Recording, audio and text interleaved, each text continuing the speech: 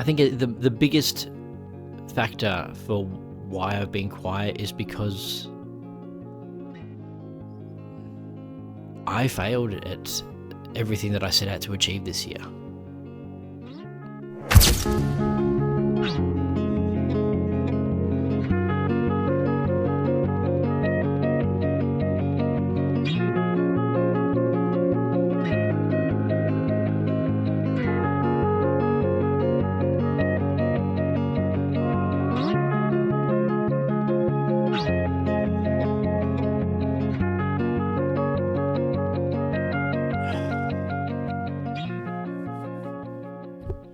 It's the 31st of December, 2025, and I've been a bit MIA over the past month. I understand that, especially since this time a month ago, I had just completed my Guinness World Record attempt to ride a kick scooter the longest distance ever recorded, and I didn't achieve that. And I feel like I'm being quiet about this entire month, just mainly because it's been hard for me to process, and recovery has been tough, more mentally than physically. My feet are still recovering from the constant pounding for 24 hours straight. But mentally, it was more. So, I want to tell you a story. When I was in Japan, I spent 3 months walking down Japan solo back in 2014. I walked from Sapporo to Osaka across 3 months. Halfway through, I was in Tokyo, and my dad flew over and we climbed Mount Fuji together. And the goal was to get to the top. The goal is to reach the highest point you can. And that was a hard struggle, even for someone that had been walking for a month and a half, pretty much every single day for long periods of time. The altitude got me, but we made it. We got to the top. And all there was left to do was to go back down. But what you don't think about and what you don't account for is the fact that going down can be just as hard. And I feel like that's where I'm at the moment. I spent pretty much this entire year training and preparing for an event, trying to raise money, trying to raise capital, trying to get people on board logistically, and whilst doing other projects as well, was a new experience for me. And a lot of the time I didn't know what I was doing. I didn't know how to do things. It's been a long process, but we got to that point. I rode the scooter for 24 hours. And now I'm at that point where I'm coming back down, having to tidy up loose ends and all that sort of stuff. And it wasn't something that I accounted for being so mentally draining. And yeah, so I also don't want to take this into 2026, which is why I'm doing this video. I'm posting it now just to get it out there so I can leave it there. I think the biggest factor for why I've been quiet is because I failed at everything that I set out to achieve this year. I didn't know what I was doing. And it was a lot of walking around in the dark, trying to find resources. I don't like how this is going, to be honest. Let's start again. So it's been a month since my Guinness World Record attempt, and I feel like it's time for me to give you a bit of a recap, some reflections on how I thought everything went, what I thought about the year that has occurred for me, and yeah, just give you sort of my take on how I think everything went down. I think over the past month, I haven't been too active on social media or online at all. And to be honest, I didn't really want to make this video either. I feel like I have to, because I don't want to carry this with me into the new year. But if you were to ask me how I think this year went on paper,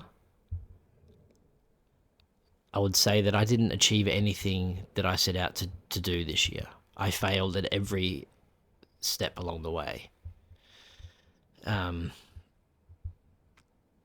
I think that's why it's been so hard for me to talk about it, because I feel like I failed,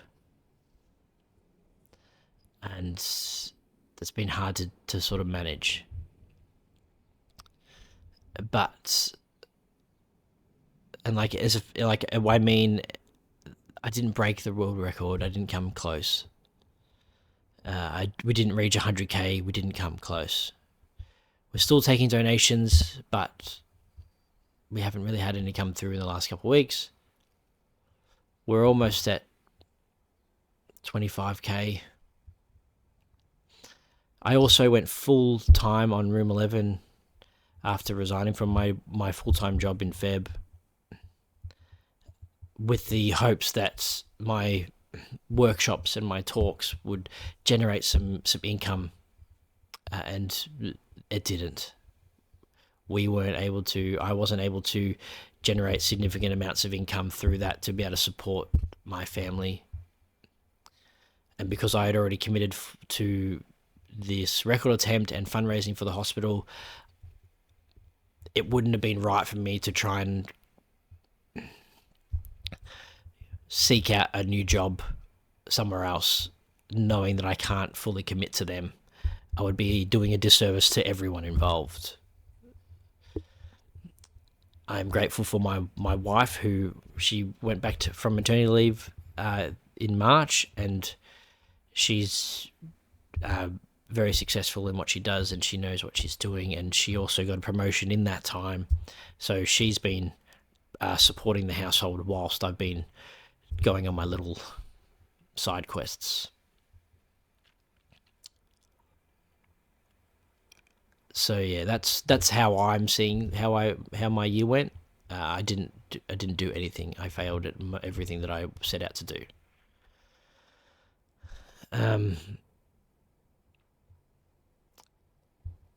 it's hard because this whole thing has been attached to creating a legacy for Billy and for my kids, to ensure that we're helping families, we're trying to reduce the stillbirth rate, we're trying to help bereaved parents who have gone through this loss, but more importantly, trying to prevent this from happening to other people. And I feel like I didn't come close to even living up to that legacy for her. And I think that's another factor that has tied into this whole thing about why I haven't really been speaking about it. But I think that's just me looking at a microscopic level of this year. But if I take a step back and look at the past 5 years, 6 years since we've lost Billy, if you had told me in 2020 where I would be now, I wouldn't believe you. I wouldn't have believed that I would have rode a exercise bike the equivalent distance from Melbourne to Brisbane in a month back in 2022. In 2023, I ran a marathon, my first one. I wouldn't have believed that either. Like 2020, I was drinking and smoking and just not coping very well with myself. So it was interesting. And then it's like if you had told me that I ran every single day for 366 days in a row to raise awareness of stillbirth loss, like these things are just getting bigger and bigger. And then this event was the culmination of everything that I had been working towards to try and do something meaningful, do something good for families and for the hospital that helped us so much. Which is why it's disappointing that I didn't reach those targets. I didn't hit those goals, but I've learnt so much this year. I have achieved a lot this year. I've developed a workshop for grief and resilience. I've been paid to go interstate to talk about Billy, to share my parents' perspective, and to help with the implementation of a pregnancy after loss guide, to help with the implementation of a pregnancy after loss network across hospitals nationwide. I think I'm heading in the right direction. I'm doing a good thing.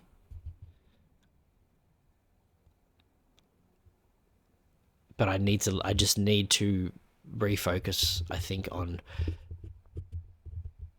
doing more good without trying to overcomplicate it, which is what I did this year. I think the lessons that I've taken away from this year is to just trust my judgment when working with others. We had some great people jump on board this year to help out with the Scooting for Hope event. And my family and friends were an immense support for me. I just can't imagine getting anywhere near close to doing 24 hours of continuous scooting without them. The people that jumped on board, the sponsors that provide the scooters, Globber, were amazing. The live streaming services were great. Like, they really helped out throughout the year. Brad, who runs that, like, reach out to him if you need any live streaming services. And like all of his team and stuff that he got on board, that there were so many people that generously donated their time. I am very thankful for them. Calder Park for allowing me to do the event at their venue around the Thunderdome. Like, how many people can say that they rode a kick scooter around Australia's only purpose-built super speedway? Like, I feel like there's only one, and that's me. So, like, I'm proud of what I've done this year, even though I didn't get to where I wanted to go. I've learned that I need to trust my gut when it comes to people that are in it for the wrong intentions. There were a couple of people that wanted to be involved in the event that in the end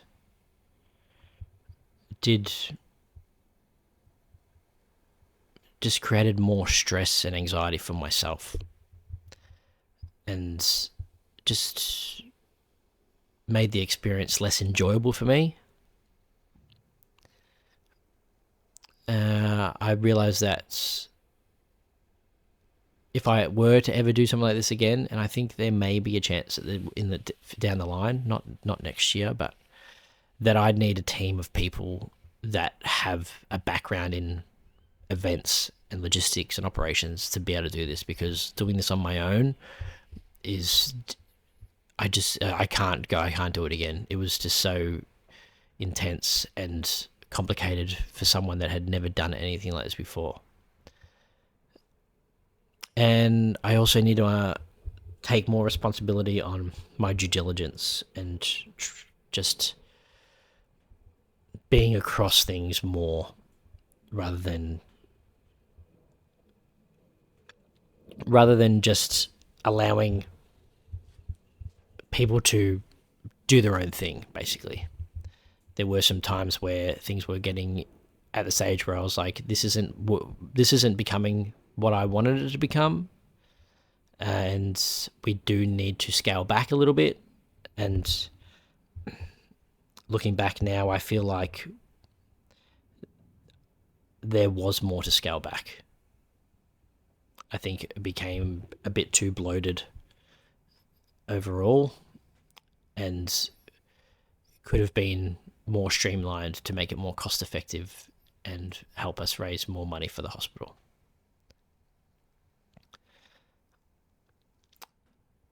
But yeah, so that's my learnings. I also realize I need to cut myself some slack, because there was probably, it felt like maybe a week, 2 weeks out of every month over the past 12 months, our kids have been sick. Just like our daughter's started daycare this year, and she's been catching everything. And so as I'm not working, like not bringing in an income, it was like, it made sense for me to just stay home with them and look after them. And so there was a lot of times where I didn't get to work as often as I wanted or needed or should have done. There were times where I didn't get to train, exercise, work out as often as I should have or would have done. But I also don't regret taking that time with them. I've had so many good moments with my kids this year. I've been able to spend so much more time with them, to see them develop, to see them grow, and just see our relationships evolve together has been really, really great for me. And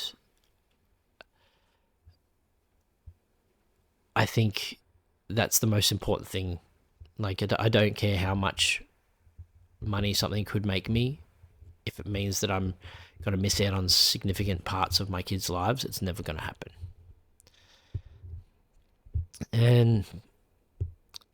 But even though, like, there was a lot of times where I was kicking myself for like, oh, I should be doing more.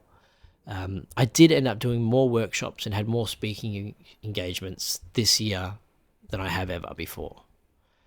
And it's looking to be, next year is going to be even more speaking engagements, more workshops, which is great for me because I love doing that. I love speaking in front of people.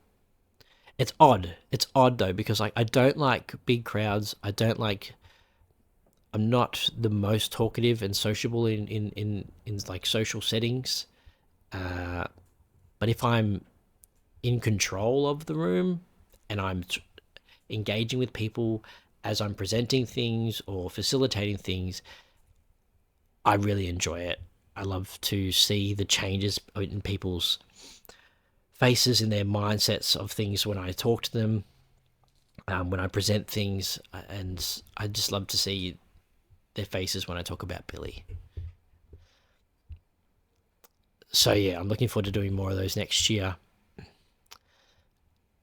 But even though there wasn't much income coming through from Room 11, it was my first year of being fully committed to this. And there has been so much progress, so much stuff has been done. And I'm really looking forward to launching it even more in 2026. And even though this year's been stressful and we would have loved to have more money coming through from me contributing to the actual house, I feel so proud of myself for taking this risk and backing myself on something that I've been wanting to do for years now. And I feel like this is where I'm heading and this is the right thing to do. even though it's been tough, this is the right decision, and I feel like that's a good thing, and I'm trusting my gut on that. And so I feel like next year and the year after that, it's just going to continue to compound. We're going to have more workshops, more partnerships, more opportunities, and more chances to help people. And I think that's the main thing. Like, if I get more opportunities to help people get through their loss, then and I'm able to support my family by doing that,